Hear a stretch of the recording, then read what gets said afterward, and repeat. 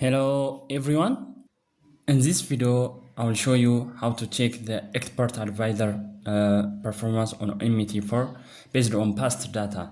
In other words, you can test how your expert advisor would have performed if you had used it at a specific time in the past. In our example, we will do the back testing for the previous day. There are two ways to open the strategy tester module, either by pressing Ctrl+R or by clicking the magnifier button at the bottom of toolbar. Once you click it, a new window will appear at the bottom of MET4.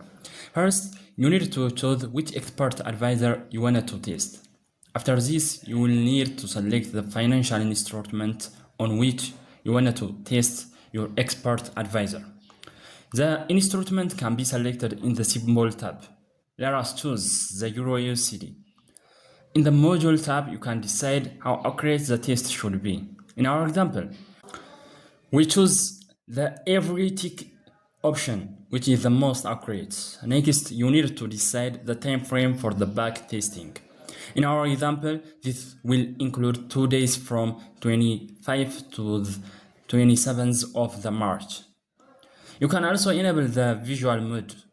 This means that MET4 will show the chart with the simulated trade displayed.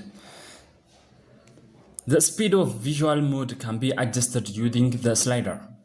In this period box, you can adjust the time frame of the chart, for example 15 minutes.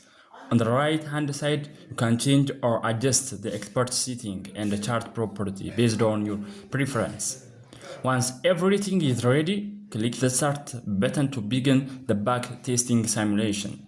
If you select visual mode, you will see the trades displayed on a chart.